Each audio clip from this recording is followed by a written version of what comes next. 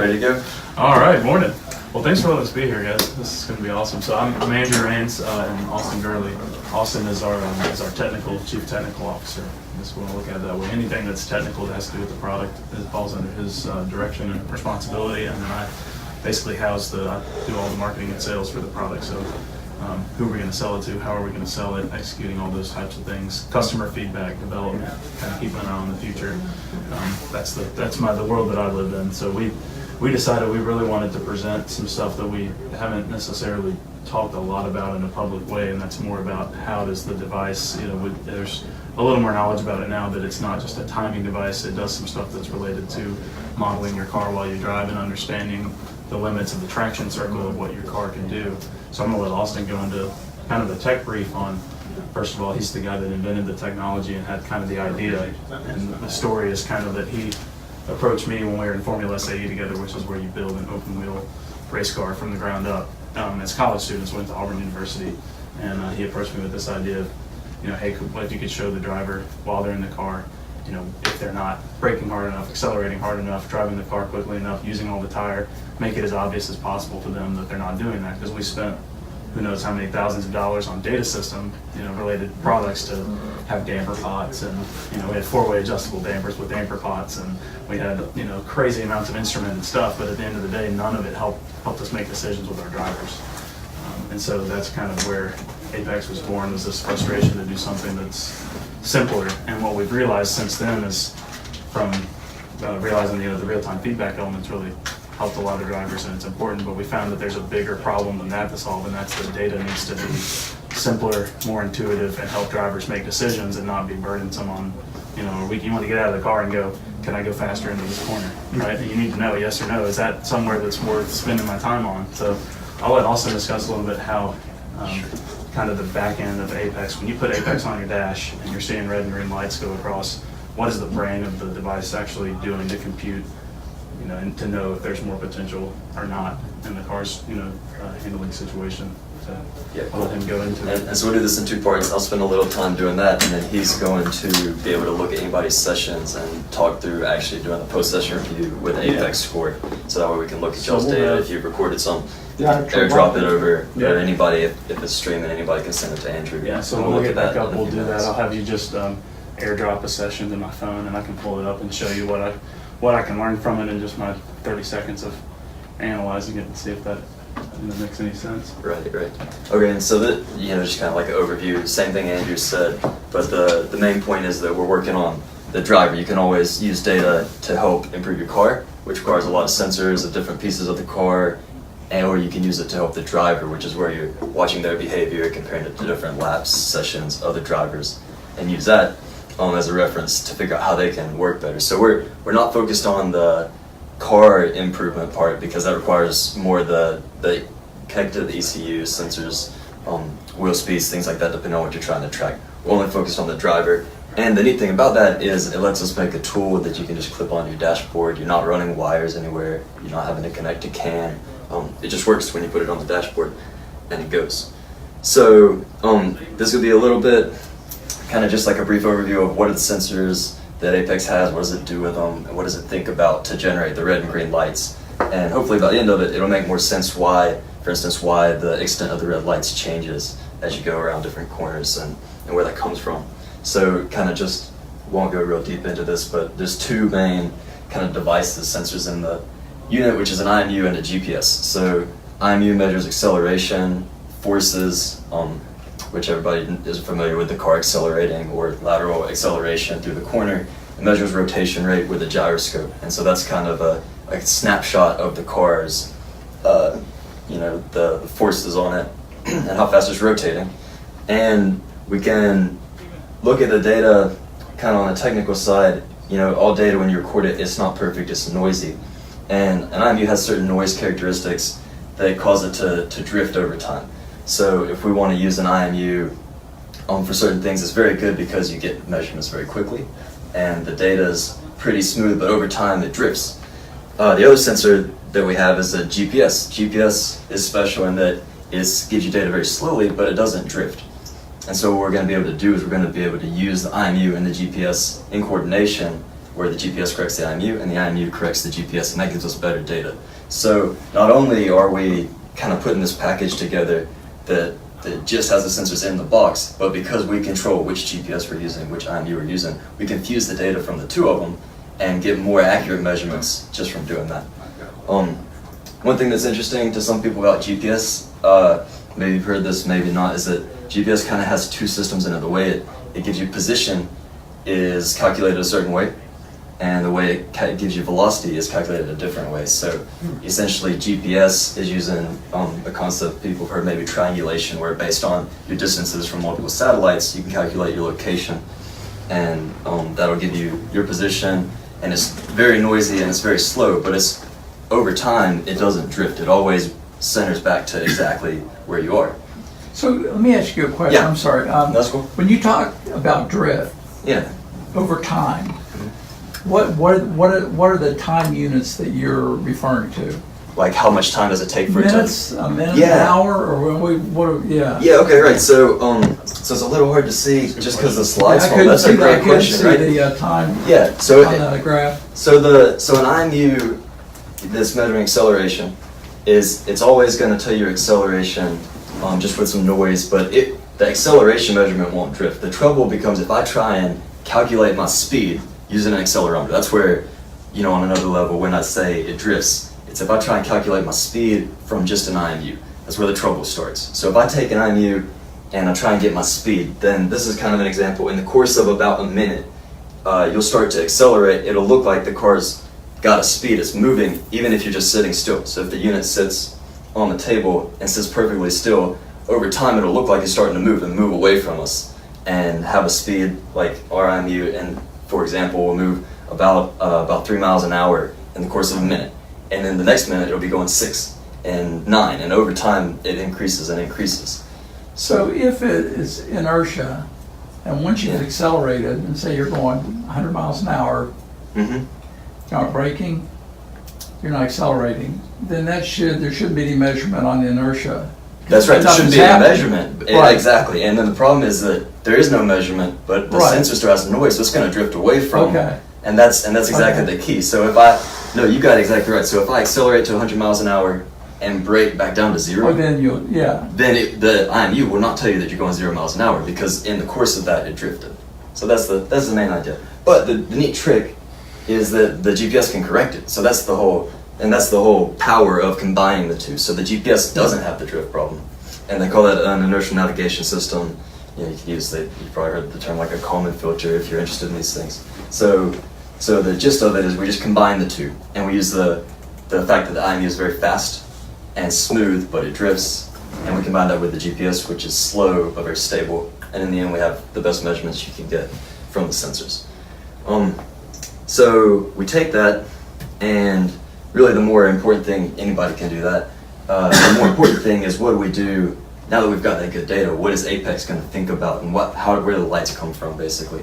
So the idea, when Andrew says like we started and we had this idea to build the system, the main thing that we didn't want to do, because we were all good engineers in school, so we thought we could just add more parameters, more knobs in our model and tweak it until it was more accurate. But the problem is it never matches reality very well. So the only models that are going to be useful for real-time feedback have to be built as you're driving from the car that you're in. There's too many variables that can change that. You can't input the parameters of your car.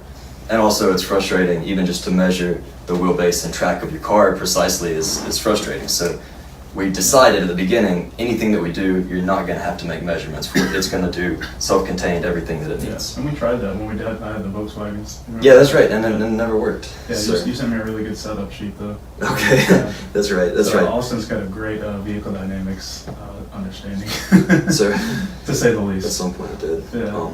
So Apex is going to take these good measurements that we get, and it's making what I'm going to call the adaptive GG plot, which anybody who's looked at data before has seen this, but I'll kind of introduce it. A lot of times in post-session you can look at this kind of pear-shaped trace of data, which is two sensors being recorded: the lateral acceleration, which is how fast you're accelerating around a corner, and the longitudinal acceleration, which is just throttle and braking accelerations. And if you look at for the course of a lap, for the course of a session, you overlay all that data and plot the longitudinal, the forward acceleration, against the lateral acceleration, you end up with this kind of nasty knot of information. And what it tells you is, at first, it seems to tell you that there's some limit of acceleration that the vehicle has, and it's bounded by the data that you can see. And you can make some comparisons. You could say if one driver has a larger ggplot or traction circle than another driver, he's probably driving faster. The problem is that at any point, this perimeter is not the limit of what the car can do. That actual limit is based on all kinds of things we'll talk about. But this outline is imperfect for two reasons. First off, because of that, it varies through the course of the lap, because of banking, because of your speed, because of your accelerations to rotation. All kinds of things affect it. And the other problem is that this data is just a record of what the driver did, and it's not a representation of what the car is capable of. So somehow we have to look at this data, something like this ggplot, this nasty pair of raw data, and what Apex is doing is it's thinking about what is the actual limit of the car based just on that data. And again, this is kind of, what we're trying to present here is that what Apex does is not something that is very secret. What it's doing is just how we can calculate this stuff is hard. So we're basically revealing what is Apex thinking about, what is it doing with this data that we collect. That's pretty good data. But even if you have the best sensors, you end up with this knot of information, which is only based on what the driver's done in this session, and it doesn't represent what the car is able to do. And the whole point that we want to show people is, where is the driver relative to the car's limits? So we need to have this idea of what is the car capable of, separate from just the data points you've collected. It's extrapolating in a way. So how do we get this limit? And there's a few things that affect it. So pretty briefly, I'll just go through kind of some demonstrations of things that would affect the shape of this outline, what the car is actually capable of. So one thing that's maybe neat is that if you have a car that is not power limited, is only limited by traction, you immediately have two kind of limits that are created, the friction ellipse or ggplot, traction circle, whatever you want to call it.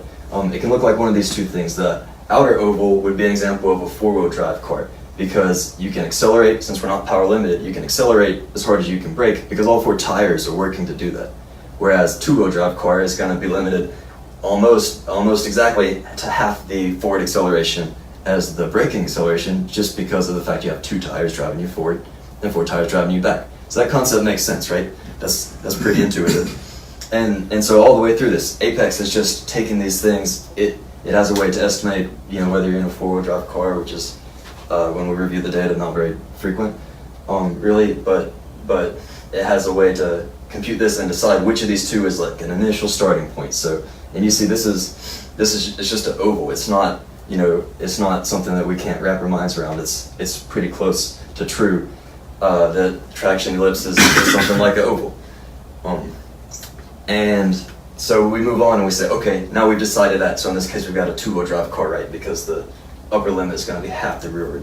And then we start having things that affect the shape and the size of this boundary. So like I said, while you're driving around the track, this limit is changing based on the banking and some other things we have here. So like tire traction, just which tires are you using? Are they fading over time? How much pressure is on them? The tire is really the dominant effect of anything, the tire and the weight of the car combined. But then you have things that help you and things that hurt you. So banking and off-camber turns greatly affect the traction you have, and you know that, and you can feel it in the car. But it's actually, we've seen a lot of instances where drivers have a harder time understanding how much more grip they get in a slightly banked turn, or how much you lose in an off-camber turn, and you just don't know, you don't have a feel for it. So that's one of the first places that Apex can help a lot, is where its modeling essentially finds the shape of the track, and it knows that because you're on a 15-degree banked turn, you're going to get X% more grip laterally and X% more grip, longitudinally in acceleration and braking. The other thing that can affect this, of course, is aerodynamics. So if you have aerodynamics at all, it affects, the pressure on the tires. It pulls the car to the ground, puts more load on the tires, which gives them more grip, and it's speed dependent. So this is one of the big things that's also hard, constantly changing, is because your speed's always changing, the amount of grip you get from aerodynamics is always changing. and those concepts make sense, I think, right? So it's not, again, it's not something too foreign. You've heard all of this. The trick, of course, is what are the actual numbers in it? And so that's what Apex is always thinking about. How can I match numbers to these concepts? Another one that's nice, but this isn't often presented this way. So a nice thing that's pretty easy to see is that aerodynamic drag is going to always be pushing to decrease your longitudinal acceleration. If you let off the throttle, don't put on the brakes at high speed, you're going to be slowed down by the aerodynamic drag. So one way to see that in a model is to consider it's like your traction circle got shifted downward. The faster you go, the further downward it gets shifted until eventually the most you can accelerate is 0, and that's where your power of your car is matching the aerodynamic drag, right? So that Drag limited. yeah, the drag limit.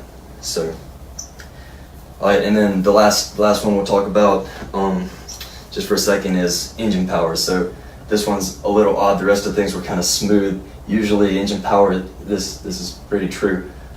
Because the engine power is applied to both rear tires, it's really just a longitudinal limit, and it's almost like a straight line that stops you from accelerating faster or harder.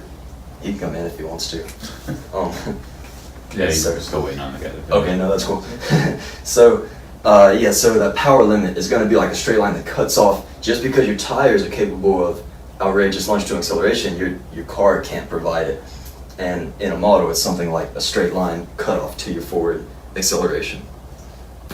All right, and so those are all kind of the pieces that we'll look at. And then we got to go back to that question, which was we have the data from the driver while you're on the track, and it doesn't even fill out the space. And at any point, in this case, somebody's cornering to the right and braking. So at this point, he's accelerating, to some amount of longitudinal braking, some amount of lateral cornering, and he's at this point.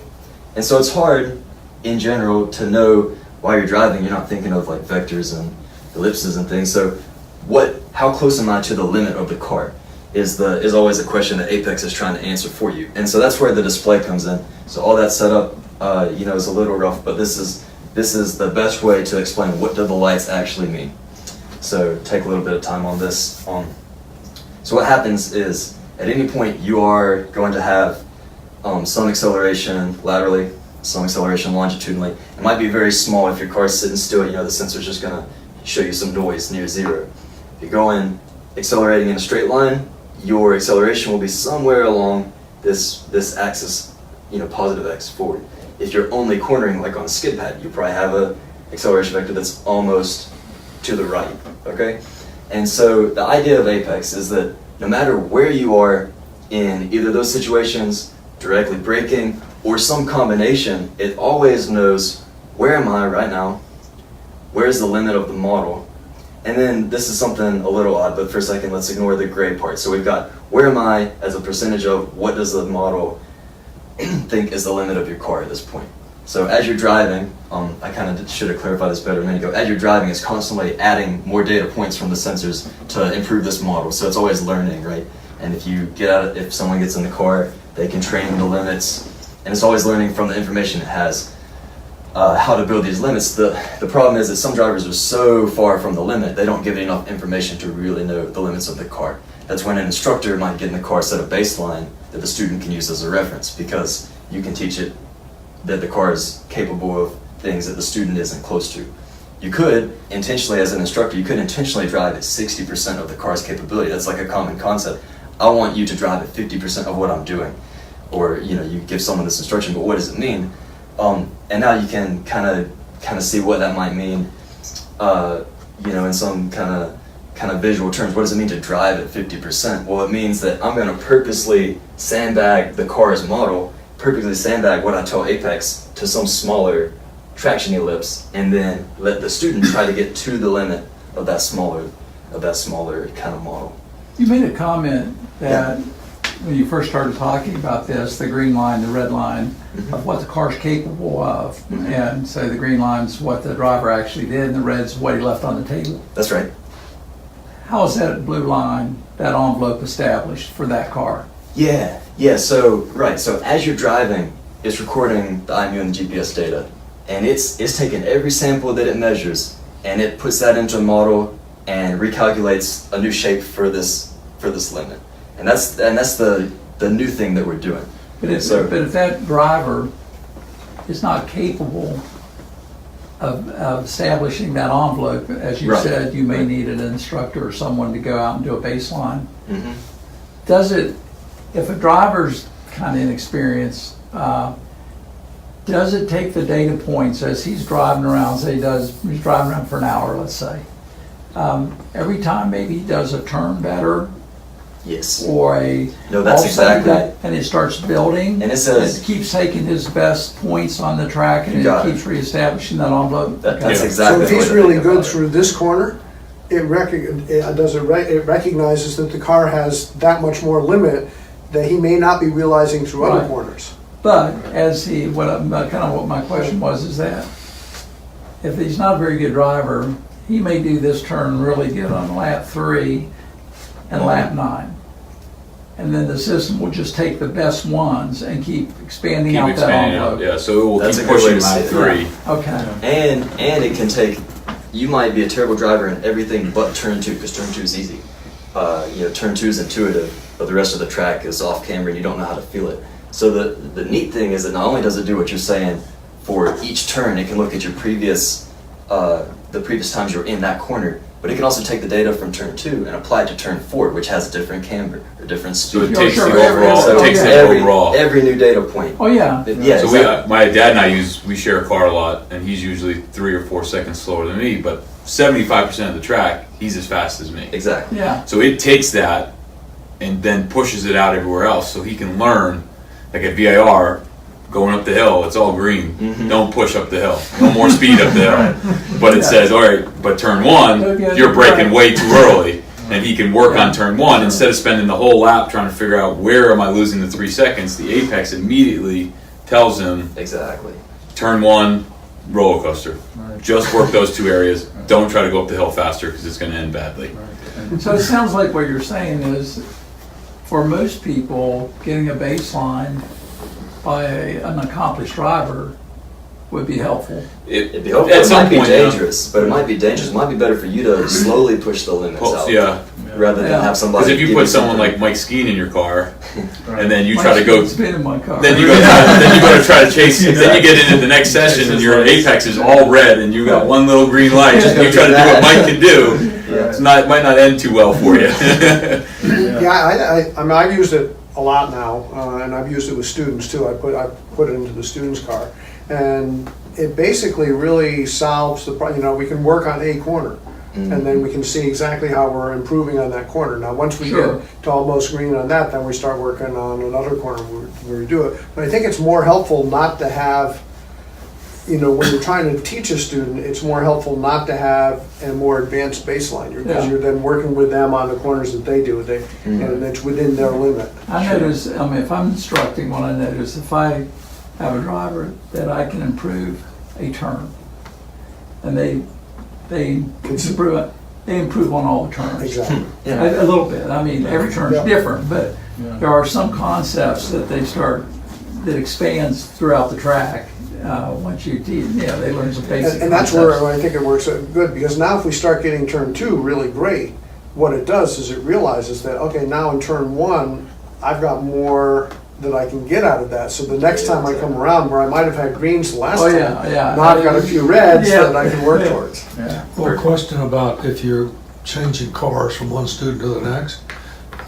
If you turn it off, if you turn reset the resets? unit Yeah. off, then when you turn it back on again, it's starting from ground zero. So the only downside of that is that if you've got 2 students, you have 1 unit, it's hard to keep it there. So when I do it, I pretty much take my advanced student, because I figure I can do a better job with a novice student just working with them regular, but my advanced student, Sure. it's a little bit more difficult. So I've been using the that makes Apex sense. with my advanced students more than they are. And then, Yeah. and then the nice thing, when we'll get to it, is I can go back after the thing, I can put it in the student's car when they go out solo, then I come back, we can sit down and we can review it. And now with the app, I can see the lights as they're going around each corner, and it will follow it around on the track, which gives me an opportunity to really.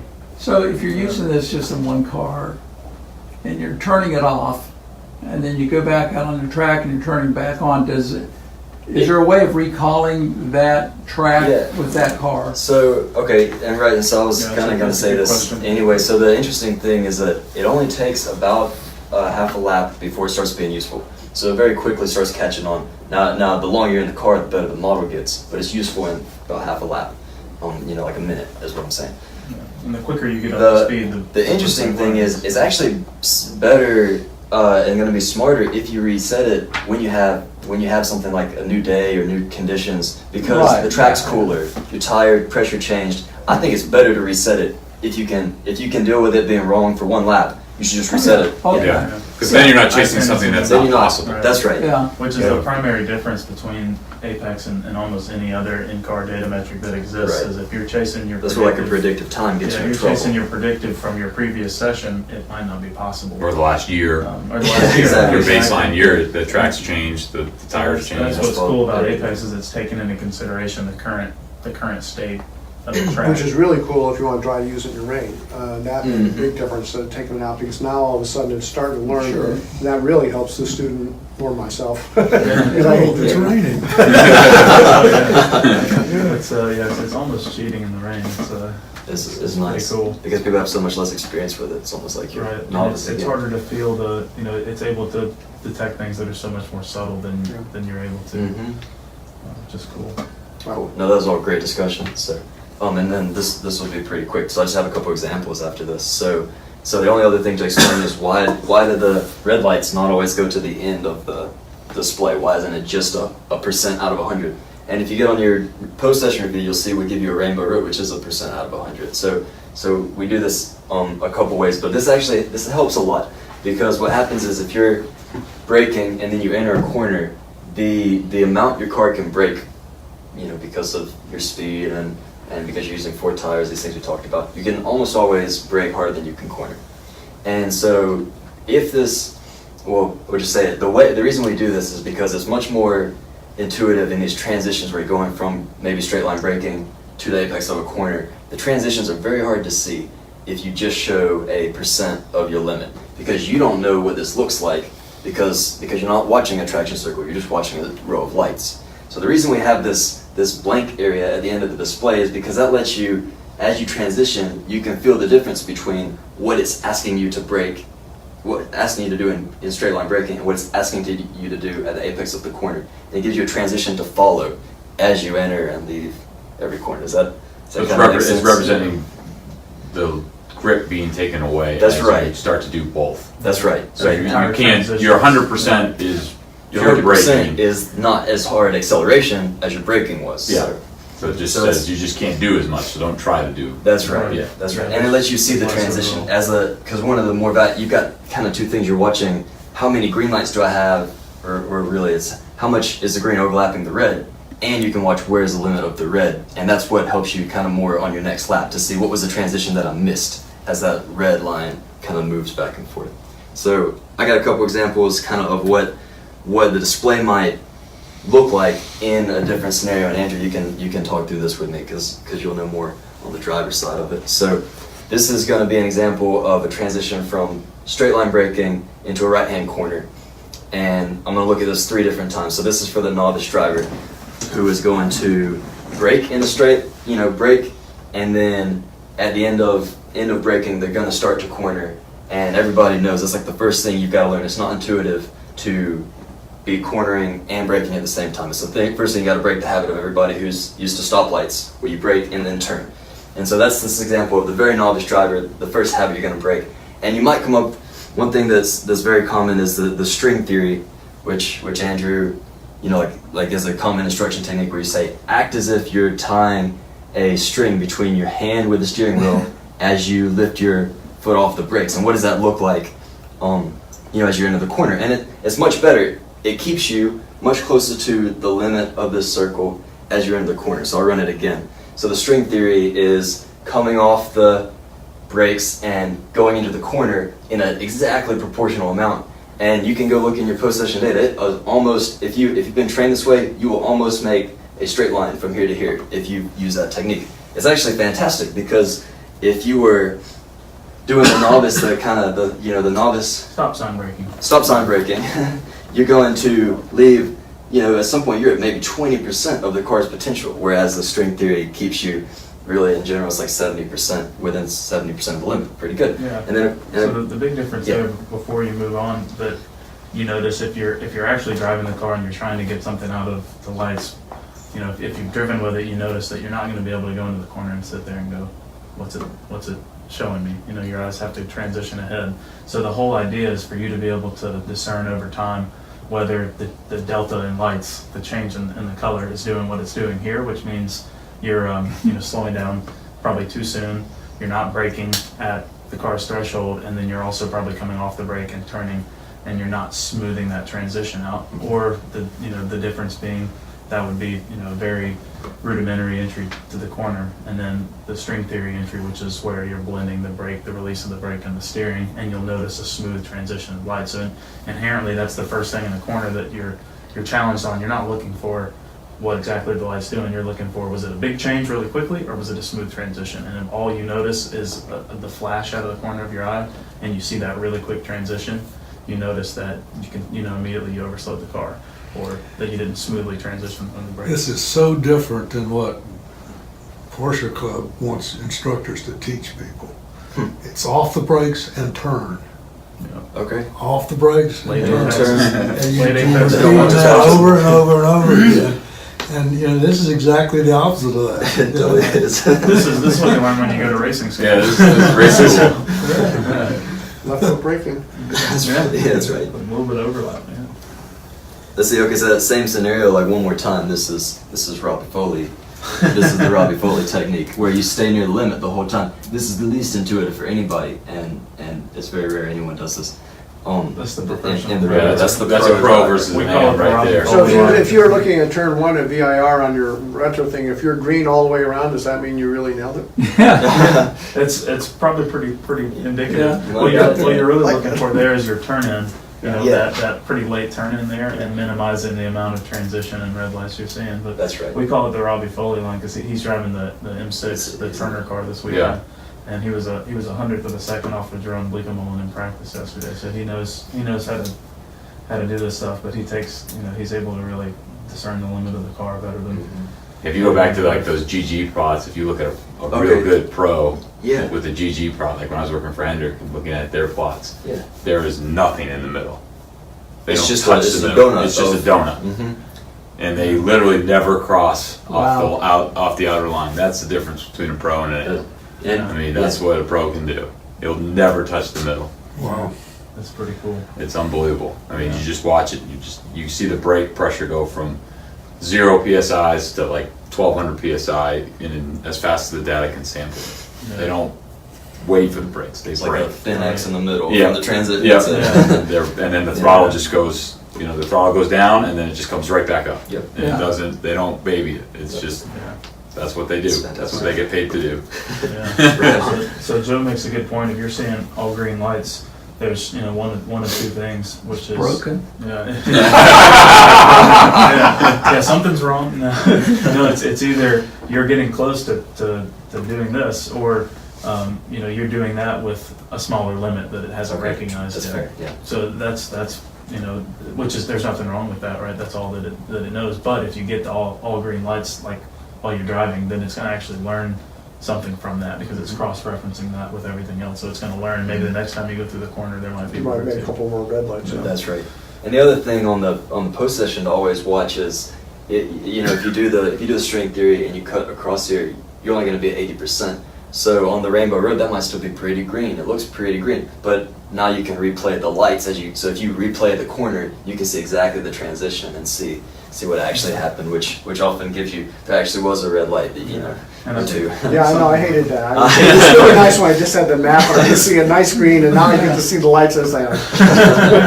It's something interesting on this too is I've spent a lot of time reading Ross Bentley and his publications and stuff, and he's published some of our material that Austin and I've kind of co-authored, and he talks about a lot the pause in the middle of the corner in the car that you don't ever hear in racing school, or it's the if you're truly at the limit of the tire, there might be a 100th of a second, fraction of a second, where the car can't take any extra input in the middle of the corner. You're coming off the brake pedal, and if you were to go to the gas pedal there, you're spinning. And so sometimes that's important to reference, is that if you get to that point as a driver and you're truly getting close to that curve into the corner, that's what you're going to experience in almost every car, is that momentary pause of maximum lateral load where you have to, come off the brake pedal, and it has to, which is why, left foot braking can be such a challenge to learn, because you have that overlap where you can exceed that pretty easily. So that's kind of how I picture this, and I thought about I drove a Honda Civic. I got one professional racing podium, and it was kind of just right place at the right time, but I drove a Honda Civic with a front differential that you couldn't go straight off the brake and go right to the gas pedal. Had a stock Honda Civic differential front wheel drive car. And that was the epitome. When I really got fast laps, it was off the brakes, wait for a fraction of a second, 10% throttle, and then feed into it. And if you didn't feel the amount of, a really, really heavy lateral load in the middle of the corner, right there when you're in that zero pedal state, then you were slow. And so that's kind of how that's always been representative of that kind of feeling. But, Nice. yeah. So. No, that's great. Yeah. All right. Let's see. So one more. This is prime ways for people that use the Apex more. So this is going to be the corner exit, and the main thing to see here, of course. So ideally you can track the limit, just like with the corner entry. You'd stay on the limit, and you can kind of see whatever happens here. The thing I want to point out is this point where you're on the straight and accelerating. A lot of people see red lights on the straight, and it's annoying or frustrating, because you're flat on the, and you think your shifts are good, so why is it showing me red lights? So the way to see this, one of the downsides of making the self-contained data system is it doesn't know your gearing and a couple of things about your engine, and so that's what happens here. So as you come out of the corner at slow speeds, it's going to accurately know your acceleration limit, but every time you shift, you're going to see the lights perhaps pop down. And the way to think about it is, if there was a ghost car next to you that didn't have to shift, it could just smoothly go through the gears, where would it be compared to you? And every time you shift, you're falling behind it. So that's exactly what you're seeing in that situation, and I know it's frustrating. And so next, like in the future stuff, we're talking about like SD cards and maybe like OBD2 kind of, you can get that, but you have to know the gears, and we don't. So that's one of the limits of making it so easy to just kind of put it, and it has the sensors. But you're going straight, so you're know on the see limit. a People red just light matter. straight. Okay, well, I obviously Efficiently, shifted fast or and something. efficiently. Exactly. Right. Yeah, and that's right. It's a fine place because you're out on the limit. Exactly. Yeah. Okay, and so then there's just a little summary to everything. We mostly talked about this. So right, the one thing that's interesting, and I should have got a picture of this, but a lot of times we get asked, like, what happens if I exceed the limit, if I'm driving and the car slips or something strange happens? What does Apex do with that? Is that gonna create a limit I can't get to anymore? And it's probably the way to see it is that everybody, maybe you've seen pictures of like tire like force for slip angle curves, or these things where you always have some limit that looks like you can exceed some point at the top of it, and you're wondering what happens if you go past it. But in real life that doesn't happen. You go up to the limit and then come down again. You can't exceed the limit. It's the limit. So it's kind of a hard thing, exceeding the limit is not a really a good term, but just something interesting. You really exceed the limit, you won't be making another lap. That's right. Right. You exceed the limit. You won't be coming around again to look at the lights. That's right. Right. You teach you the GG plot of the bunker. When we were going over this, he brought up that terminology, and he said, people always ask what happens if you exceed the limit. And I said, yeah, it's really the terminology, because if you're oversteering and the tire's sliding and you're underutilizing the tire, you're not utilizing all your grip.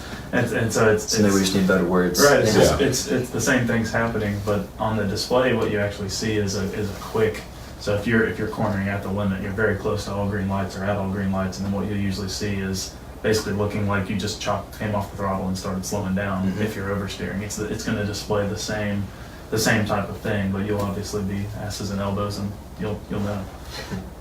Yeah, perfect. Yeah. Okay, and then so like I said, Andrew's gonna do some live reviews of like whoever's got data. We can look at it.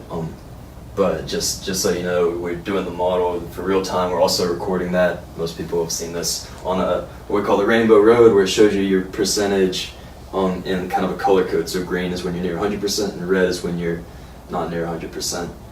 But the nicer way sometimes to see information, like we mentioned earlier, is you can hit the play button and replay your lap in real time, and you can watch what the lights were doing at any corner, at any point.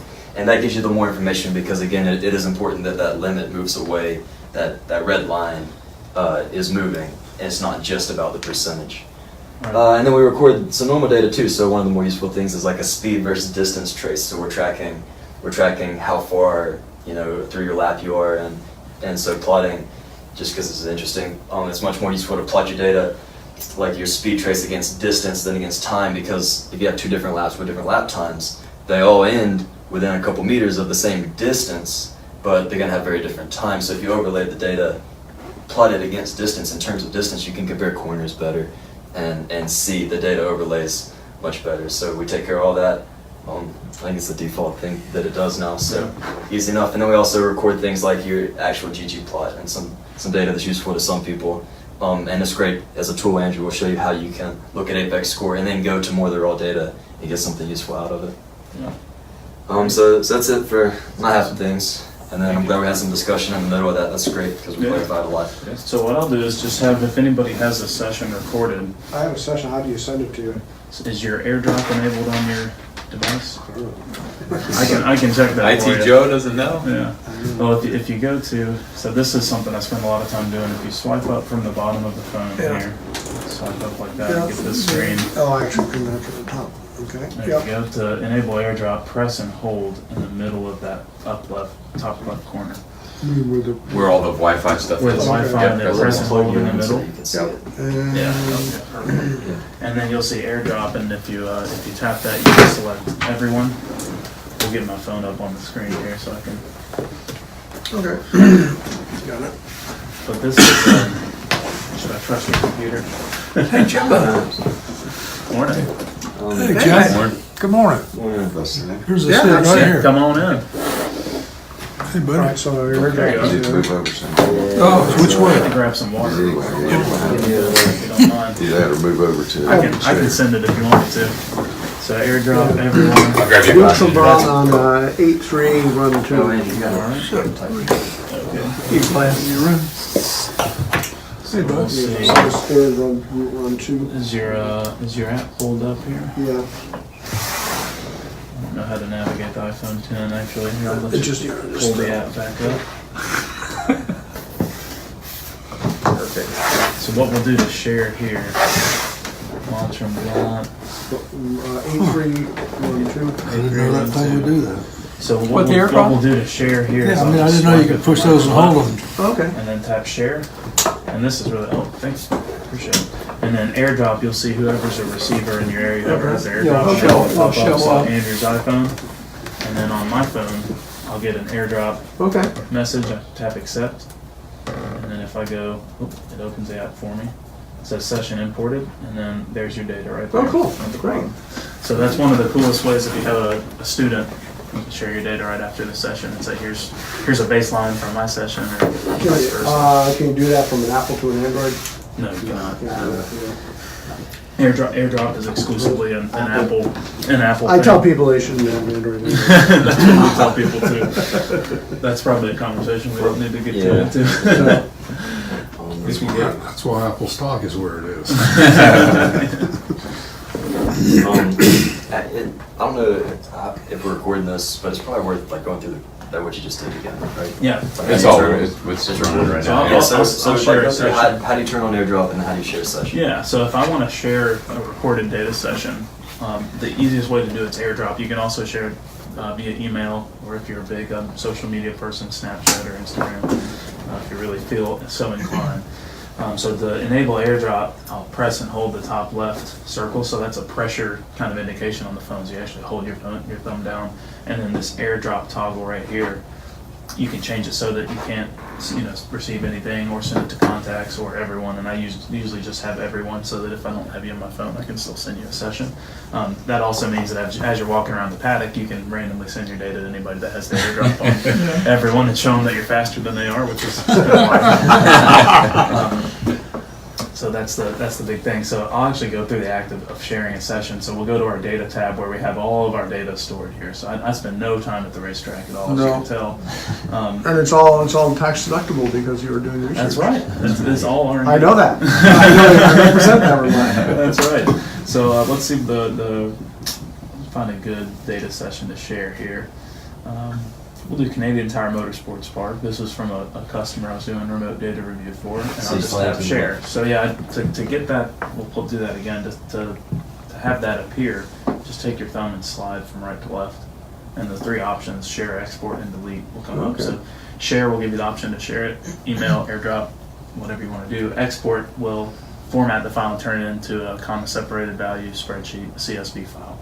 And so you can do several things with the CSV file. You can actually email that to yourself and integrate it with the Track Attack desktop app on your computer, so you can view it on a full screen computer. It's a totally different interface. It's not, I don't enjoy it as much as I enjoy the app interface, but it's a good way to be able to look at it, at home on a bigger screen. Or you can actually import it into an online app like Dashware or something if you want to overlay your Apex score and your GPS data and the other things Apex records with video. And we actually need to put that on our website, but we have a zip folder that contains all the assets for you to do that yourself if you want to, as you see people integrate their Smarty Cam and aim solo data or something like that, you can do that with Apex as well. It just is a little more of a DIY process. I'm sure you're working on with a Smarty Cam or a GoPro that you can feed the lights onto the video. Exactly. That's the ultimate goal with that process. So when we tap share here, I'll get some options. You can see I can do all sorts of different stuff with it. But if I want to send it to Austin's computer right there, it appeared. He'll turn his AirDrop on. I'll send it to him. So there, Austin popped up. So he has his AirDrop on. I have mine on. All I do is tap the circle that says Austin, and it'll tell me waiting. And once and it then I can sends, accept it. And Just then, send. and so you can see the other side of it. I'll send Andrew one real quick. So here's 13 laps of Barber. So no matter where you are, even if you're not on the app, if I airdrop this, And with AirDrop, sometimes I've noticed you just have to, if you're going to AirDrop it, you just have to wait. And that's what Austin Gurley would like to share Bar Motorsports Park data, except session imported. So Cool. nice and easy. Excellent. So we'll take a look at Joe's data from Monster and Blonde. So the goal that I've found with when I look at customers' data or people like that is I've never been to Monster and Blonde. I've never been to I've never run the road course in Indianapolis Motor Speedway, but I spend time going over their data and offering my opinion. I've never been to the track before, so that's cool because I can jump in and immediately, because I know what I know about how the technology works and what I'm looking at, I can immediately discern some things that might otherwise be helpful. So the toggle that I just went to in the upper right corner right here is going to toggle between a GPS or an Apple Maps view and a satellite view. Now, I had a 100-degree temperature this day, so. That's good to know. And so if he wanted to denote that,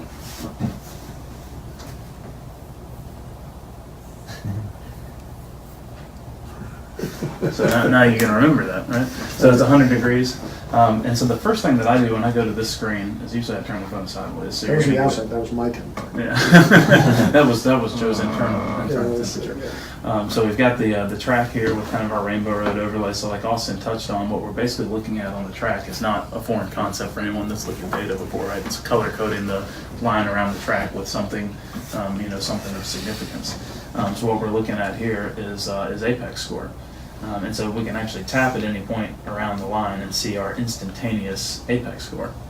All right, so if you have a student that's using the device, you're working with somebody on, they say, well, I was all green there. Well, you can go back and tap the line and say, the line is mostly green, but you can see 72% is not 100%, right? So that's going to be one indication right away that there's more grip to be had, or there's something like that. And that's on our out lap. So the software still hasn't learned everything that we really wanted to learn. So I'll usually start by looking at our fast lap. So immediately we've got a higher Apex score there, and then this little toggle right here, the play button that you see in the middle of the screen on the right, that's going to replay the car's position around the track.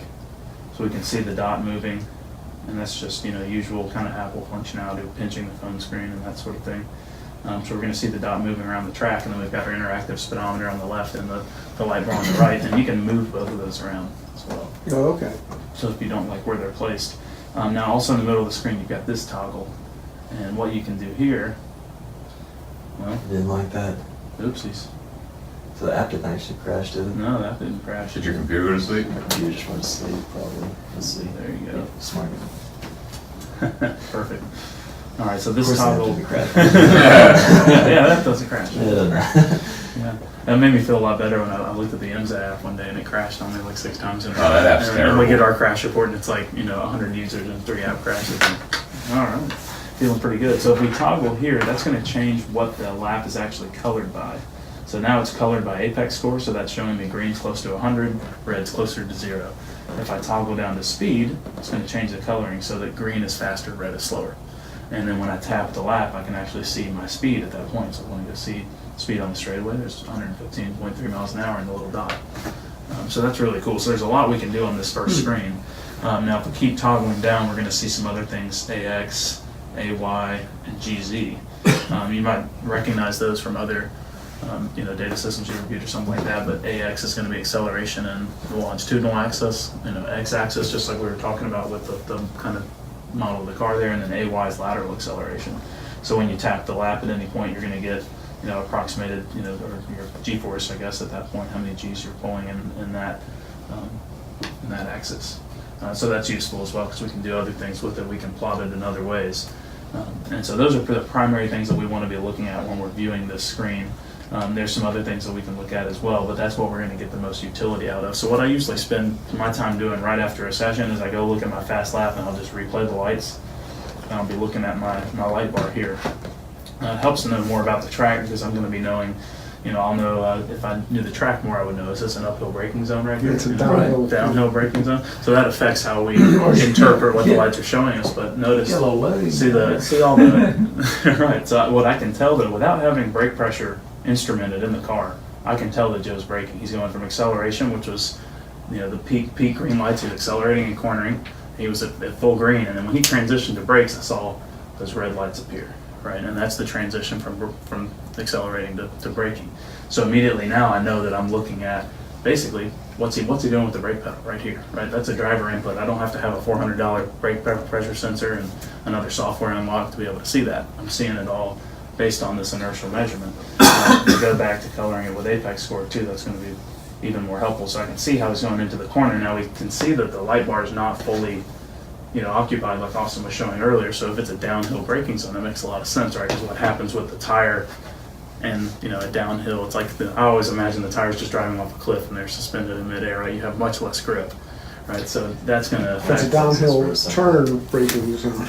Right. So your whole friction You're circle coming there down, is- yeah, it's like you're coming down the hill and you're going around the curve and you're trying to brake and get Right. ready at the same time, so yeah. So that's a really, really challenge. And if you mess up, you end up in the stream right there. So Yeah. that's no good. Fishing. Right. And then we can also look at where he's positioned the car on the track as well. Ooh. So Okay. what I want to do there, and the best way to review this, you'll notice if you've used any other GPS-based systems, we're always going to see some variance with no matter how good the GPS is, there's going to be some variance. But what's important to know is that the GPS is always true to itself. So if you want, the best thing to compare with your GPS line is lap to lap, not necessarily where my car is on the track. So if you had poor GPS reception, sometimes you'll notice, like here, there's clouds on the Google Map view that you can't really see exactly where the position is on the track. And that's going to be the case in a lot of places because we're dealing with, this isn't our map, this is Apple Maps, right? So it's an imperfect solution, but what is perfect basically is overlaying laps. So now I can see, compare as Joe enters this corner. So how'd you get your laps to show up? Yeah, so to overlay laps, and it's really easy, but it just takes the knowledge to know how to do it. So how do I get the picture at the top to be bigger? At the top, You know, Pinch.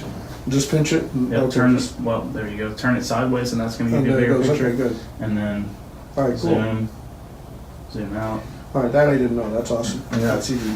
That's really nice. And so that's where you're going to be, when you get the phone It sideways. certainly tells how consistent somebody is this way. Absolutely. That's true. So if we go back to this view here, I'll go back over our overlaying lap. So let's say that, it looked pretty good. I'll deselect this lap and we'll go back through it and see. What I want to look at first is what am I seeing on the light bar. So obviously there's low grip, corner entry, regardless of how much potential we're using. And what I'm looking at with those red lights kind of sustained on entry is that you look really, really good on the entry to the corner. You're very close to what the device thinks is the limit. This is lap 3, so we've probably got a pretty good idea. But the suggestion that I would make right away is either the way I like to interpret it is there's a little bit more speed that I could be rolling into the corner right there, and I like to view the transition of lights all the way through the corner. So as you approach the apex, you got the full green That's lights. pretty good. Right, so that's pretty good. So what we want to work on there is the braking, right? His car placement, the radius that he took to the corner is pretty good, but he could probably manipulate his braking a little bit, whether it's braking softer and carrying more speed, or I'm something else almost off braking the track later at and that harder. point anyway. Yeah. Right, and then that's the other thing that you'll learn is, hey, there were only 2 red lights there. It might not be worth my time to try to Right. find something there. And so that's what I'm doing here is I'm trying to find the places where I've got the most. So that's basically a Utility. shift that we just went over, probably. Yeah, that was either a transition from, loading the car, car being loaded to the left and then to right, and that's just the inevitability of Right. having to have the wheel straightened out. Transition, yeah. Transition, so we're not gonna scrutinize that too much. So say that we went through that corner and there were a lot more red lights, right? And then maybe we went and overlaid our fast lap in one of our slower laps and noticed that we weren't real consistent there, then that might be someplace where we're gonna go, okay, I wanna see what are the lights doing while I'm braking? So when I go back out on track, I might try and get a little bit more of an understanding of what the lights are showing me while on track. Probably the most powerful tool beyond the replay of the lights here is the overlay between multiple laps. Like I was saying, the GPS is always true to itself. So even if How Apple many doesn't- laps can you do, like 2 laps at a time? 2 laps at a time. And what we'll do there, and this is really cool, is we've got that 201 lap, so Joe's really consistent here. So I'm going to overlay his 201.8 with the 201.5, and I just press and hold on the second lap. Okay. And so we'll get the check mark next to it. The blue lap is the blue line and the blue check mark, and then the second lap is our red check mark there. And if you zoom in, you can see the subtleties and the difference that he took in the car placement, and that might be a really subtle difference. But you can see that, through here, I would imagine that he's a little bit quicker exiting on the blue lap because he's got further track right. But I can look at that also, well, I am looking at the apex percent, so that's what I want to look at, yeah. So we'll see, we'll be able to chase each other through here. And the line and the speed, or the lights and the speed are gonna represent. And that's distance versus time, the blue and the red. So Yes.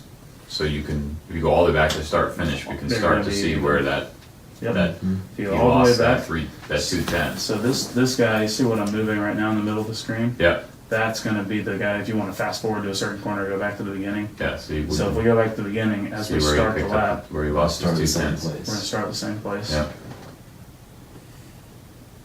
And we'll start to see he's gonna Yeah. carry more speed into this long, steady state corner here.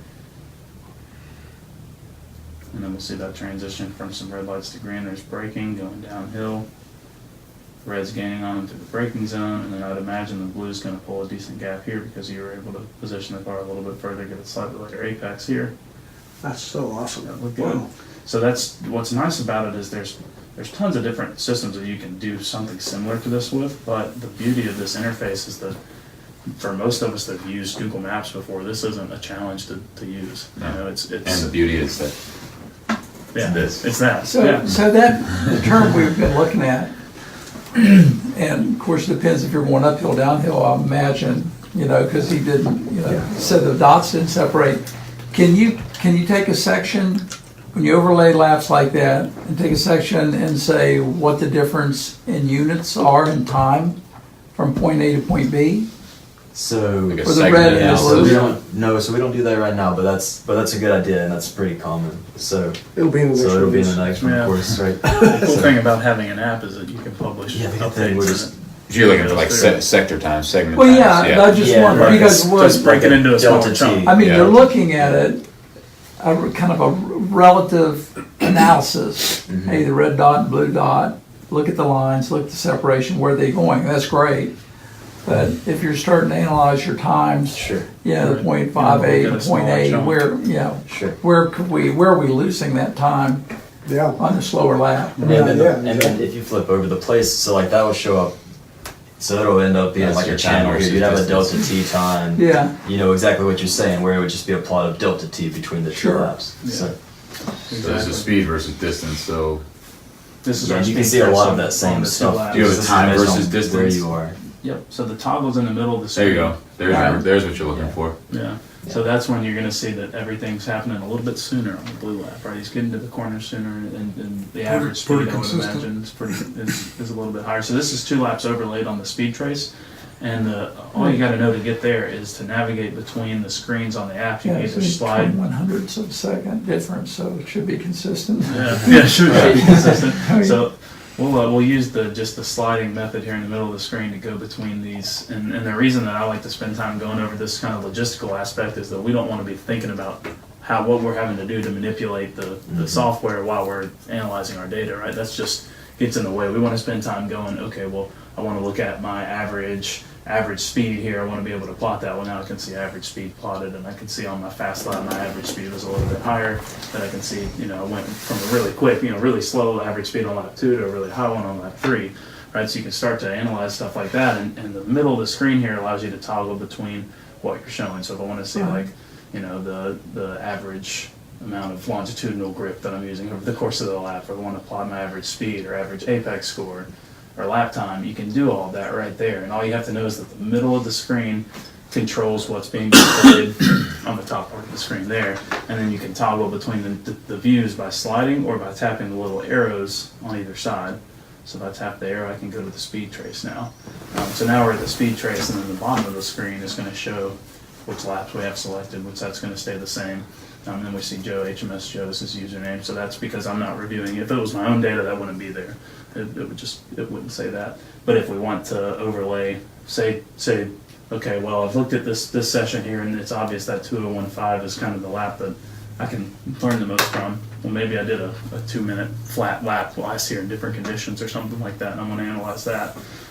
Tap add another session at the bottom of the screen, and what it'll allow you to do is overlay any data from that same track. So I'm not going to have any Mont Tremblant data, but if I did say that Pittsburgh International Race Complex with Mont Tremblant, it would be it'd be selectable. So I'd be able to tap it, and then I could overlay multiple sessions of data. So that kind of having that kind of repository of information, you can go back through everything is really nice. You've got this kind of data tracking, but this is a really powerful tool here to analyze. It's something that is really helpful for people just getting into data. Obviously a speed trace is very, very commonly used, and one of the first things any professional team is going to look at, right out of the bat. It tells you a lot. And a lot of times what you're looking at is we see the kind of the peaks and the valleys, and what looks really good on Joe's data is when we see that peak, it goes immediately straight down. If he's threshold braking, we don't want to see a U shape at the top. Right. So we can immediately figure out if we're coasting, all we see is that U shape at the top, and you're coasting, right? That's really I'm nice. a good breaker, I guess. Yeah, you're doing really good. That's true. And so On we're the going- street too. What's that? You want me to get your pads for me? Yeah. See where it ran over there? See the blue? That's fine. You could not have run another session. Oh, on the one tire, I know, yeah. The one tire was toasted. No, the pads. Brake pads. Oh, the brake pads, oh, You can yeah. see the shift I points told you I on was gonna the get right Yeah. down. The one you're on You metal can see, on. like where we Was that on my Yeah. one? Metal. So there's a lot we can learn from this, and without But they were going hot. into excruciating detail, what we're really looking for. So see the red lap, and note that the red lap is actually the slower lap in this situation. But the red lap, that peak right there, he sustained speed for longer. Right. On the blue lap, he might have had traffic or something come into the. We'll say that we know how good of a driver Joe is, so There we'll must say have that been he had traffic. And so that speed trace tailed off, but he ended up actually with a slower minimum speed as well. And so a big thing to look at is those minimum speeds. What do the valleys look like? That's really important. And when we're overlaying, we can see the result. And what's interesting in the red lap is we had a higher minimum speed, and we got back to throttle earlier because the trace starts heading back. Hey, I used it all. That's pretty damn good. Sure I can did. also tell you that There you go. Sure the brake did get plate high. and carry the brakes into That's the a lot. because you wear one side of the brake pads more than Well, the that's other. because I left foot brake all the time. Yeah, and you're on the brake at corner turning a lot, loading one side of the brake pads. Yeah. Very good. Man's trying to blend the friction circle. That's right. And so we can see shift points here, which is cool too. So we can see where he's going up the next gear based on that bump kind of in the middle of the Okay. straightaway. So there's a shift. There's another shift. But it's really nice that we can get this information right here without having to go. So we can confirm or look at the GPS overlay view and then get to the speed trace before I'm even out of the car. So I'm sitting in the car and I'm trying to decide if I think a later apex in a certain corner is faster or not, and I can roughly tell based on my speed trace if I had a later apex, then my minimum speed's going to be later You're in the doing it while corner. you're driving. Right. Yeah, exactly. You can tell it while you're driving. So that gives you some powerful tools, and what the whole thing to me that's important about data and what we're doing with these tools on the phone is the whole idea is not to go into excruciating detail, but it's to find one or two things you're going to work on the next time and confirm, hey, this might help me do better, right? This might help me improve. And if that's all we can do, then the $449 entry price to get high quality data is extremely low, right? Because what happens, just imagine when you're trying to practice something and you don't know if what you're doing is actually improving or not. You go through brakes, you go through tires, you go through whatever else, right? And that's a lot more expensive than taking the time to have some high quality data. So those are the tools right off the bat that I really get a lot of value out of. And what I can do with, if I was doing this with Joe, I would sit down, I wouldn't be talking to everybody, and I would go look through all of this stuff and write up a really quick summary about what I think psychologically he needs to work on. Actually, it'd be the first thing, because I can tell psychologically from a speed trace, if I see U's at the bottom of the speed trace in a slow corner, then I know that that's not good, right? We want to see a slow corner, a V-shaped speed trace. In a faster corner, which I'm sure we'll be able to see here because we know how fast Joe is, right? In a faster corner where we have a higher speed here, so see our minimum speed here never drops as much, 60, 70 miles an hour. We don't want to see a V, we want to see an ICU where he's able to sustain that average speed through the corner. So if I'm seeing some V's through the faster corners, immediately I know the driver's eyes are too close to the front of the car, right? That's the first thing I'm going to say is where are your eyes while you're looking through here. And I can tell that from the speed trace, right? For the most part, right? If you know some things about, what we're trying to blend, and we had this conversation in the car on the way up. We all know VIR pretty well. Wasn't Yeah, it? let's do that. I got some slow laps of VIR, you can probably do that. Well, if you want to send me some of your laps from VIR, I'd rather look at those than That makes more sense. can overlay it with the chunk car, which has some of the noisy GPS data in it. So it won't be as good as. We can see it in my quick lap in the night last time. I couldn't see anything. Full course probably. Yeah. Billy, where's your restroom? Oh, right over on the other side of the showroom. All right, thank you. Straight across. Next to the Adidas display. Hopefully it didn't sound too much like gibberish, I guess. No, I think it's awesome. Pay a lot of money to get a Motec to do this. Talk him into making it happen. Yeah, the whole game is we've realized. No, I'm saying like a Motec Dash will give you this, but it's a lot more than Apex Pro. Yeah, it's a lot more money, and it's a lot harder to get to this. Yes. This part of it. Yeah, their i2 software is not very intuitive. It's not the same. So what does it cost to get one of those and get going with it? $449. $449. That's not very much. It's not very much for what it does. It's That's incredible. amazing. So I'm gonna take this That's is The custom branding. So what is that, a magnet holder? Yep. So the base comes off the bottom. Mount that on your dash. That's all you have to mount in your car, and then when you want to take it out, or you're not at the track or whatever, it just unclips off of that base. Right. It's just some It's 3M. just sticky. That 3M sticks, yeah. VHB. Or you can do. They have a Velcro mount, or a suction mount that you can stick in, Windshield. That is awesome. and then that's how you take it out. What's the skip You got an bar? off and on button, that's it. Yep, So that's we it. build the custom I mean, you can't beat it, I right? love it, I Right. love it. Business? They have a new ownership. They got bought out. Yeah. Okay. Yeah. So they're gonna operate under Skip Barber, or they are operating under They are. Skip So Barber? a gentleman that owned a Mustang school and primarily operated at New Jersey Motorsports Park bought just the brand, basically bought the brand and the assets. And the along assets, with yeah, the- about the trailers. And some of the stuff, but he didn't buy any of the old school cars or any of the. I deleted. So what cars are they doing? Damn it! I just They have deleted my Mustangs. best session in VIR. Whoops. Yeah. Can I recover it? No. Go to trash and see if it's in No, there. that's something that I've got. Let's see. And then you can actually buy more bases too, so if you have I'll do multiple this one cars. So I have like 5 cars, so I have Okay, bases in all of share. them, and I just. You have to put it in. You got a car for every logo on your shirt? Airdrop. This is HMS. Go My race cars go are on over to at your my race shop, iPhone or but we also run these to his airbook, right? Drop it to Andrew's iPhone.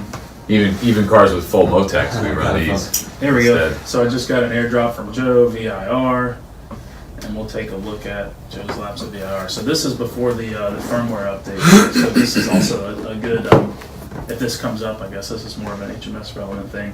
This data was recorded on the earlier version of our So you don't get firmware. all that nice So we're stuff. not going to get all the fancy stuff. I have the but- north course, I don't have the south course. But what we do get here is some pretty colors down at the bottom, and we're still going to be able to Be interesting do. to see what that big bump looks like when you turn right. Yeah, we're still able to look at the majority of the same stuff with the GPS map and that sort of thing. We'll get the toggle down here to get our GPS view, and this is pretty cool because we can get a pretty high resolution I idea have the north of course. what we're doing through certain corners. No, that's what I had, that's what we did in June. Yeah, if you have a newer I have a new one, but it's the North Course.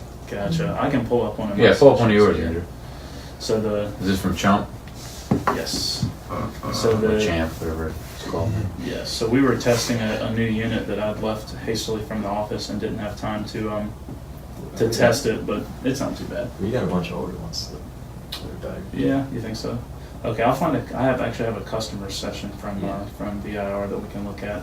So this is not my data, but it's gonna be a better data than the one that I recorded. So here we have VIR on the main screen, got our GPS view. And the first thing obviously we're looking at is we wanna go select, one of the quicker laps. You usually don't wanna go look at your out lap or anything like that. So we're coming into turn 1 here. And the first thing we want to look for, we know turn 1, knowing the track, we know we want it to be a threshold braking zone. And also we know that this track, it dips about the 2 marker and then starts to come back up by the time you turn in. So that's the undulation in the track. And the more you know about the track, the more you can piece together what you're seeing with the apex score. And we can know right away the track's actually starting to head downhill now. So you see the 2 blank lights at the end where we are right now. That means the grip's starting to fall away from us. But I'm willing to bet we're going to see that change as we approach the corner a little bit. Yep, right there before we turned in, we actually saw the lights go almost all the way back to peak because the track went up and we gained more grip, right? And then we're turning in. Turn in looks really good here because we're seeing full green lights. I forget it. I think this was like a 997 Carrera with slicks. So now we want to see sustained green lights, and now immediately what I'm seeing there is some variance in driving. So that was probably an adjustment of the steering or getting back on and off the throttle or something like that. So there was an inherent, something the driver was doing right through here that wasn't very smooth. So we see that. We want to see it nice, smooth, sustained lights because we know about here we need to be picking back up on the throttle.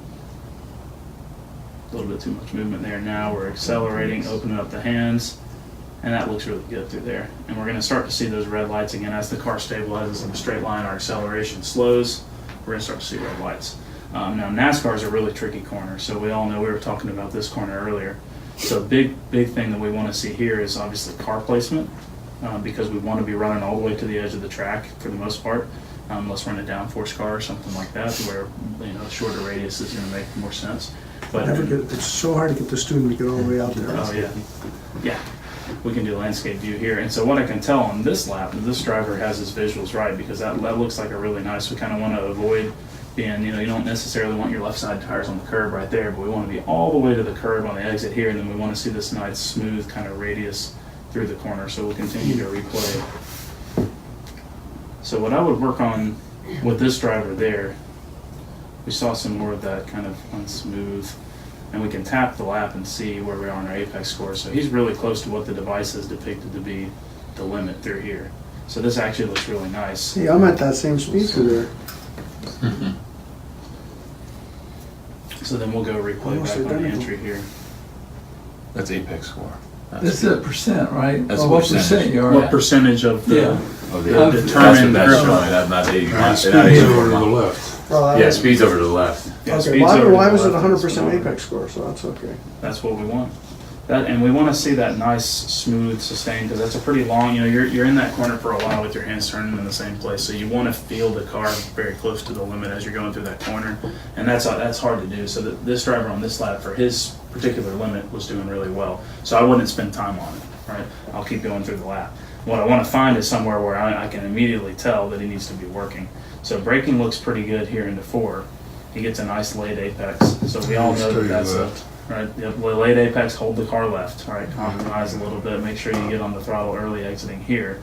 Now this GPS line, like I said, there's always gonna be some shift, but what I'm probably noticing here is that he wasn't as far track right as I would like for him to be right there. So that would be something I would talk about is pinch the car off and hold it left just a fraction of a second more because our run down here is so important and we know that everything getting us set up for the upper snake here starts in our exit right here. So now we're going to see the lights start to stabilize again as he turns in. Again, we're using really good grip. So he's got a really good feel for the car in the lower part of Looks the like track. he's doing really well through there. He is doing really well. So if we want to uncover, something, if say that he's really quick and he's pretty close to 100 there, right? We either are not too worried about looking at it in more detail, or we're going to go look at the speed trace and see if there's something that we can find from the speed trace that he's doing that's uncovering some more speed or something earlier. Because sometimes we can find something in the speed trace that, okay, he was still using all the grip here, but he was accelerating, and because of the radius that he took and pinched the car off a little bit more here, still using a lot of grip, but maybe he was able to carry more speed on the exit. That speed trace started to trend upward. Now, something you will notice, see how the lap disappeared here?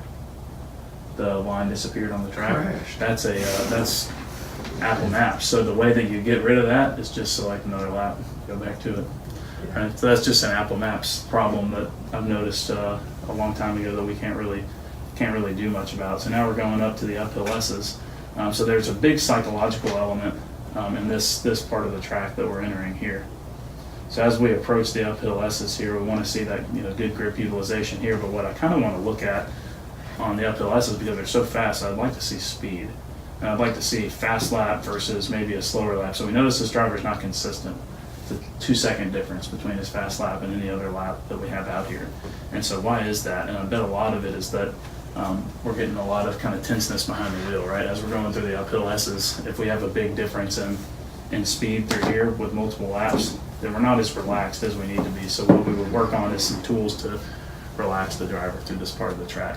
And we also know, based on logic, that if this was a 997, 911, that car can do more than 105 miles an hour on the entry into the S's, right? I did 110 in the E36 chump car last weekend, right? So that's something that we can think about. Now coming up into South Bend, this is another really tricky corner, and it looks like he's going to need some work there. So did we see our transition from green to red lights as we drove and approached into turn 10 here? Let's wait for the dots to appear. See how much red we saw on entry there? That was a lot of hesitancy. All right, so he came off the gas and rolled the car in. He didn't get his eyes in the right place. So what I would immediately tell that driver is, what do we know about South Bend? You just have to trust where you're looking, right? Turn your head and go, that's where the car's got to go. Go that way. And he didn't have that confidence that that's where he wanted to put the car. And that's 9 times out of 10, that's what I'm looking for when I'm using it to interpret or to coach somebody. Is I'm not necessarily looking at the absolutes of, okay, well, there's more grip here, so you got to go find it, right? What we're really looking at is, what can the driver do to approach that limit a little bit more, right? To carry a little bit more speed the next lap. So what I would coach through there is, let's get our eyes up a little bit sooner, right? And use that reference. What you want to see on the device, you're going to be looking like this. The device is right here, right? If you're hesitant on the throttle, you're going to see what we just saw on these red lights. You're going to see that, and you need to recognize that and try to remedy it, right? All you have to do is recognize it. It's not about making the decision necessarily while you're in the car, but it's the first step to crisis recognition of, running a business, doing anything in your life, your relationship with your wife, whatever. Neither of us are married, I wouldn't know. But it's all about crisis recognition, right? This is a problem, I need to fix it. So that's the first thing that Apex shortcuts on any other data system. This is a problem, all right? So South Bend's a problem, we know that, and we can probably see that represented in the speed trace. All right, so we'll go in. Now, what's really cool to note about our speed trace is that, see where the crosshairs are, the orange lines? I paused it on the GPS view, and now the crosshairs are stopped on the speed trace. So say I've never used data before, if you're Mike Skeen, you know what a speed trace of VIR looks like.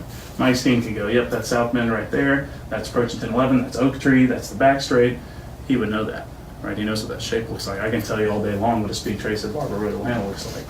But if we don't know that, we can go, okay, well, I saw on the GPS over here, if I go back over, that's where my car is, entering South Bend. Cool, okay. Now what happens if I go back over to the speed trace? There I am, entering South Bend. So now I've got a reference. Look how much faster he is entering South Bend on his fast lap than on his slow lap. And what's also interesting to note is he probably scared himself right here on the slower lap, right? He's doing another over 10 miles an hour faster entering South Bend on a slower lap, and then he killed his speed majorly and wasn't able to sustain it through there. So this is definitely a psychological problem that we're trying to solve, right? And his Scared himself going up the hill. That's right, scared himself going up the hill, started backpedaling a little bit. So what we're going to coach through there is all about that vision. If you go back to the area, the same slide. Get my back to this guy. So on the left side of the slide, where he's much faster, he's much faster than that red lap. Yep. Yeah, where is he there? Top of That's the top of the S's. Top of the hill. Yeah. So this is about the apex of turn 9 right there. So he just entered Way too fast. He probably came up the top of the hill. too car fast didn't go and over just to the- scrubbed too much speed. Yeah, car couldn't get over to the right, and he probably was like, Yeah. whoa, On that that red lap, didn't like yeah. that very Yeah, it much. started turning and So, turning. at the whoa, top. whoa, whoa. Yeah. The car Yeah. started walking out to the left. Off to and the then he left. goes, whoa, and then he comes off the throttle and waits for it to slow down. Yeah. And then turns left. Right, but and so- it probably all started because he got too early of an apex at the bottom of the hill, right? He didn't wait till the end of the access road to start the steering, right? And so that's probably what you want to backpedal is, hey, let's make sure that our turn-in point, we have some visual reference for it or whatever tool you use to make sure you're not turning in early. Because if you turn in early at the bottom of the S's, it's going to be fun. You're at the top, screwed right? all the way Yeah. up. Oh, yeah, you're just So fighting that's it all what the we way want to up. work on. And we know how big of a deal South Bend is. I mean, as an example, last weekend in Chump Car, I probably had, I'm not the fastest guy in the whole world. I've made a few laps, but I'd have a 40-mile-an-hour speed difference on some cars up through there, right? Just approaching South Bend. And that's just because they don't know where the track goes, right? They're not confident that, hey, when I track out, the car's not just going to fall into space, right? So we're really coaching a mental problem here, and that's what we want to use data as a tool to do, is to approach those psychological barriers that drivers have. It's not to, we're not, like Robbie's always kind of my example, but he's a robot in the car, right? And if you tell him brake 2 feet later there, he can figure out how to discern what that is in the car, right? But 98% of us can't. So what we want to find is so what I would coach this driver there is, let's work on our turn-in point at the bottom, our vision through the top of the S's, and then our confidence through South Bend. And what we want to do there is make our inputs a little more succinct. He's probably rolling off the throttle smoothly, right, which he doesn't need to be doing. He needs to come off the throttle when the car's in a straight line, scrub his speed with the brake pedal. And then the other thing that he's probably doing as we're seeing him approach South Bend, and this is going to be that dip in the red line, and the blue line right there is our apex at turn 10, South Bend right there, and then he's accelerating down the hill. So the other thing that we want to do there is see how the red lap, it teed off. So he slowed Right. more aggressively as he approached that's what Yeah. a slow corner should look like, the red lap. South Bend's not, that's over 80 miles an hour at the apex. It's not a slow corner. A fast corner should have a U shape. Because in a fast corner we value stability in the car, right? And that a lot of times means that we have some element of throttle applied at the apex of the corner because we want the stability over the rear tires. So can I compare 2 laps from 2 different sessions? Yeah. Okay.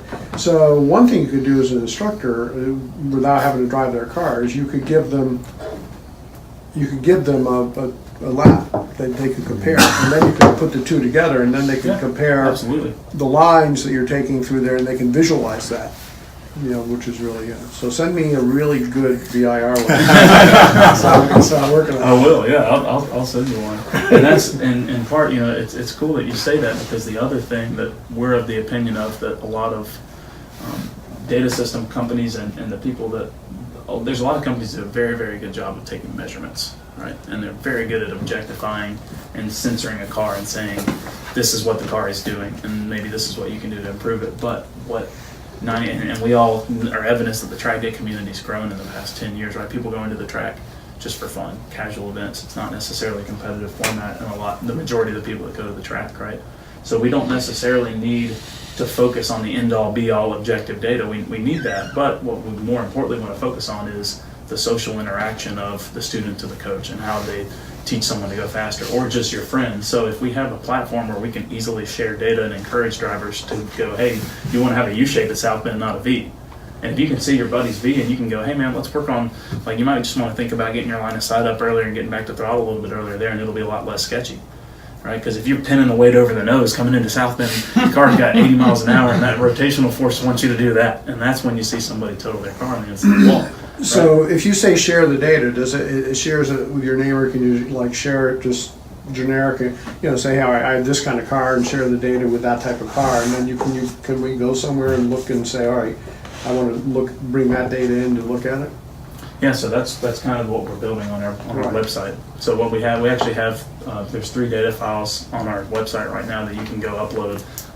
And what we're doing is driver name, car, modifications, and then we have pit race, Mid-Ohio, and Barber right now. But we're going to build kind of a repository of data where you can go in and say, hey, I want, before I go to the track, I want to see a a competent driver at this track, Right, right? Or I want to see, with an you all-wheel know, drive car. or right, I front-wheel want to see drive. Kyle Busch's cup data from Watkins Glen, right? Or it's one all day, like to see right? that. Right, and so the ability for someone to go in and pull that up and then go, hey, there's my line and there's Kyle Busch's line, right? That's really, really cool, and that's really powerful. So just by looking at this guy's speed trace, we already know what kind of issues he's facing, and so now we're approaching Oak Tree, which, as we all know, is one of the most challenging corners there is, and it's more of a technical. It's scary on entry and confusing when you get to the slow part of the corner, right? It's a little. You should feel the car, like you should feel a little uneasy on entry if you're fast, and then sometimes when you're really fast out of there, it feels slow. So we want to look at this speed trace as we approach there, and we see the blue trace makes that jump.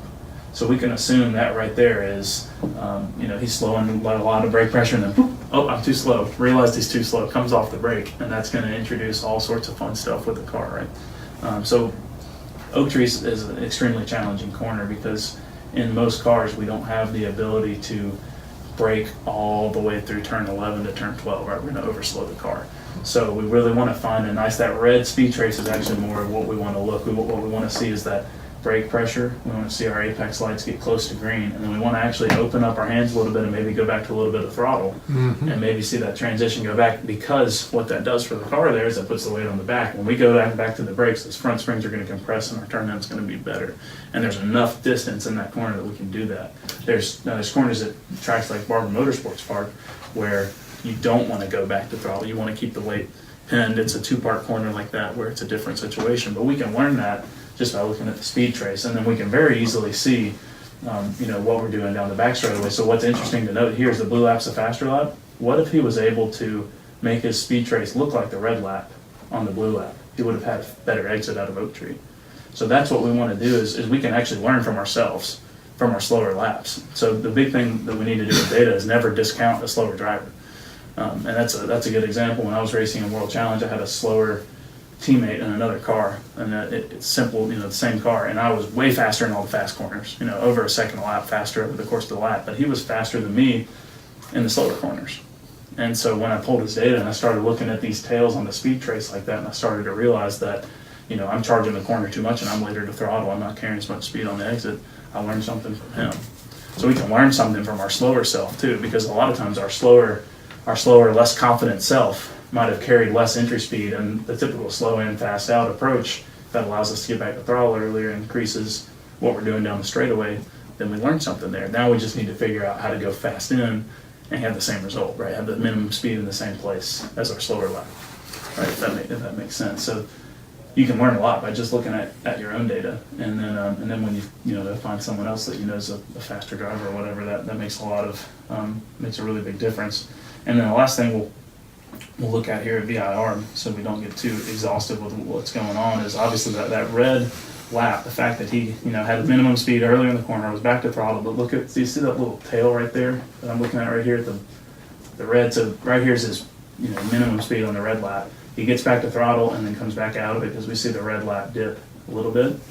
But look, even though he probably cracked back out of the throttle or didn't get to full throttle soon enough on the red lap, because his minimum speed was that much was slower in the corner, that means that the car was rotated earlier, and he still was able to get to wide open throttle more confidently earlier, and look at how much of a difference that made down the straightaway, all the way to the end of the straight here, where he kept his top speed a little bit higher going into 13. And then what we see on the blue lap here, again, we're learning from our slower self. The red lap actually looks a little bit better to me for an entry into turn 13. But he's able to get on the throttle a little bit earlier in the blue lap. So what we're looking at here is not a super consistent driver, but he can learn something from this. And we all know from VIR there's an element of just fortitude, right, to going into turn 13. There's an element of just it's uphill braking zone. You got to trust that you can brake really, really, really late and the car's going to slow. And so having that just little element of track knowledge makes a big difference when we're interpreting our speed trace here. So we can see that he carried a lot of speed on his red lap, and he held that brake pedal really, really hard. But what we can see is because we're not at the limit all the way through here. So what we can probably figure out by going back to our apex lights through this part of the track. Go back and select that lap, make sure we can see it here. we'll see our car approaching here. Now we're probably going to see red lights just from that speed trace. I could tell I'm probably going to see red lights on the apex display as we enter turn 13. So watch the lights. I never once saw full green lights in the braking zone there. All right. So that's immediately, now that we got to that point on the lap, that's where the driver needs to brake later and harder into 13. And that's going to solve a lot of problems, right? But On the uphill part. exactly, on the uphill part. And then it's kind of, if anyone's ever driven Laguna Seca, the brake trace looks pretty similar to the corkscrew because the track kind of, it levels out and then it starts to go back downhill and you got to have some braking all the way through it. But you want to relieve the brakes as the track levels out and you have to add steering, right? And then you kind of add a little more brake and then turn. And so that's, Which lap, the lights, is it showing the blue? it's showing the fast lap. Okay, fast Blue. lap. Blue one, yeah. Why was that, it looks like the red lap? Maybe it was at the crest of the hill on the back straight, there's a dip in speed, did you see I that? noticed that, yeah. You must have had a bad He shift. must have had a poor shift or again, we know that he's susceptible to scaring himself. So that's I didn't know if you maybe just kind of let off one over the crest, like, kind Yeah. of, what's on the other side? Yeah, that's absolutely possible. Yeah, because actually, if you look at the blue trace, the shift doesn't come till later. Till later. So either he shifted early and was not in the power band. Yeah, It does look like he shifts because you can see the little blip. But he That's shifts definitely a shift. shifts 100 feet earlier, so Right. his RPMs might have just dropped enough to get him out of the power yeah, band. yeah, compared to his blue. Yeah, so blue this, lap. he does shift weight. So this is a great example of if we really truly want to know what his inputs were on the pedals there, we need throttle position and brake position, Right. you know, something like that to know Exactly. exactly what he did. But the whole thing about Apex and the whole philosophy behind it is that why do we actually need to know that, right? Because we're working on making this driver better, and we can tell that there's some hesitancy there, and that's all that I need to know. Right. And I'm pretty confident if I solve the problem in 13 for the SCAF, we help him come up with a better brake trace into 13, a better line of sight, then he's probably going to be more confident just leaving his foot on the floor. So I'm more concerned about what I'm seeing in the braking here, because we know that braking is the first thing that we got to get, we got to sort that out.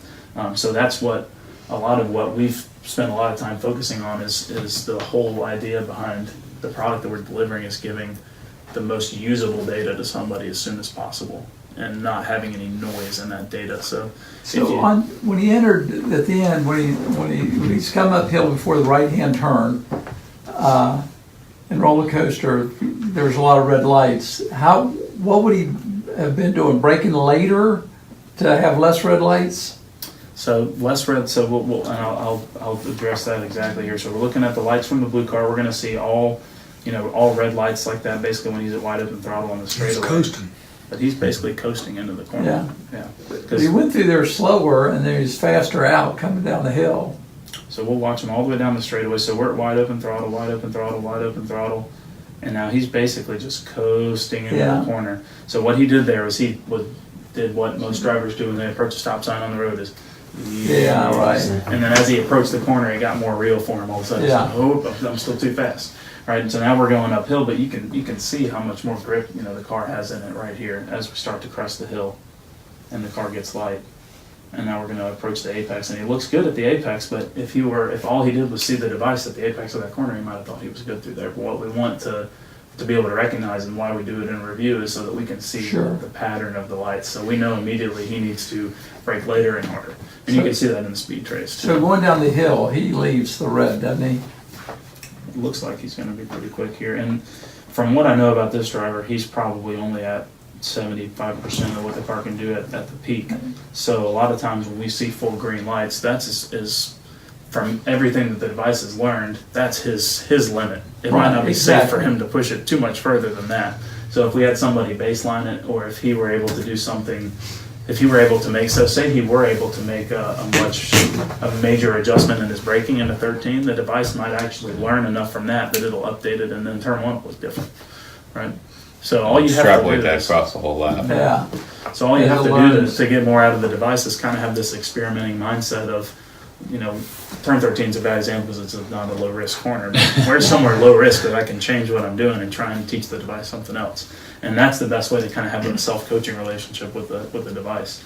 So we know he stop sign braking into 13, and so if I, I could have found that out a lot sooner had I just, replayed the whole lap and watched the lights, and I could have seen his transition in there, and all of a sudden, that would have been, if this was me and I'm trying to figure out what to do, that'd probably be the first thing I would address on this lap is what mental tools, what do I need to tell myself to get more confident in the braking zone into 13, because that's really what's important, right?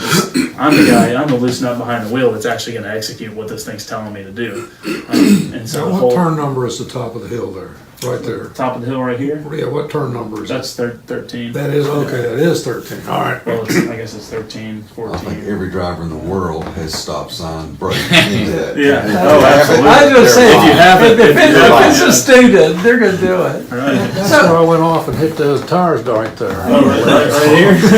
Yeah, I Just tired good. mine. Hey, why is it when you're driving a car on track, like Keyhole at Mid-Ohio or coming down roller coaster, why, for me in the car, I don't see that topography, that elevation change doesn't look near as great when I'm driving than if I'm out on the track looking at it. Why is that? It's all perspective. Yeah, speed. Yeah, speed and perspective. I mean, That's why you gotta do a track walk. Yeah. oh yeah, You find- like, you find a yeah. ton of stuff Oh, out. And that's It's why- And then you just have to Incredible. remind yourself. Right, and that's why we're seeing all those red lights as he approaches roller coaster too. Because if he was applying that much brake pressure on a flat surface, he'd probably have more. He'd probably be closer to the limit.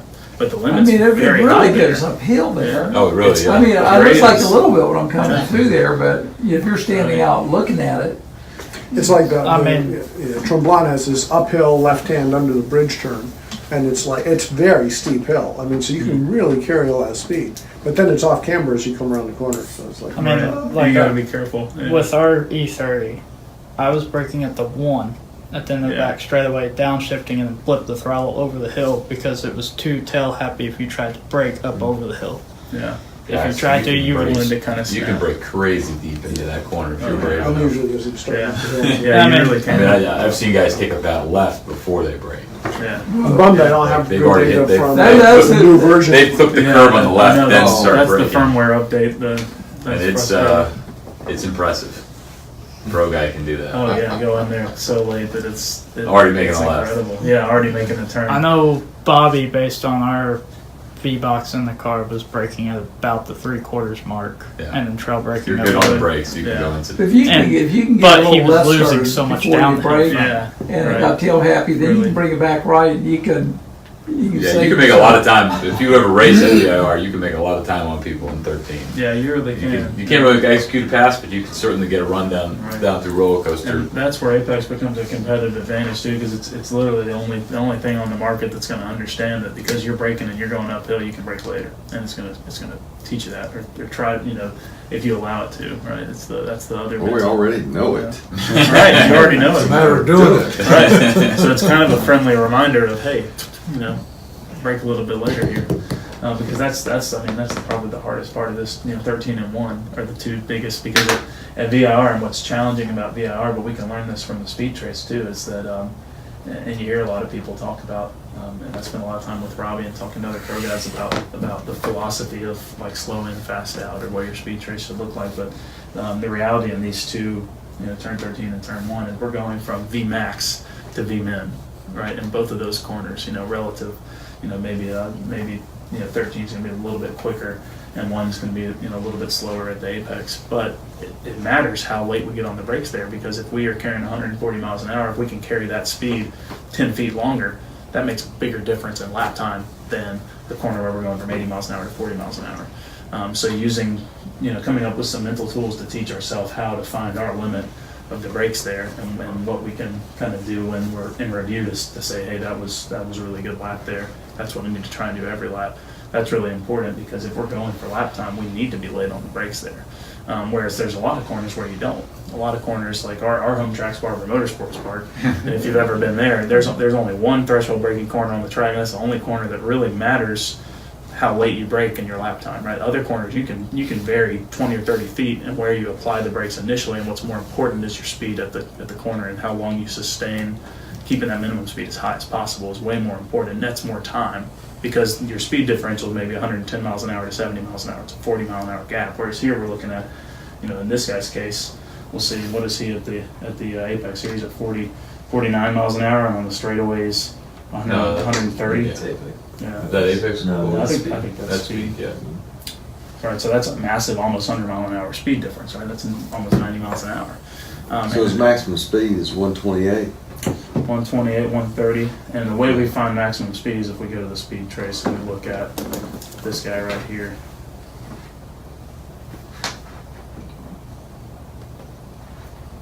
That's my position on the left. There we go. Maximum speed would be right there at the top of the hill. So 130, and then he's going down to the slowest speed on the track.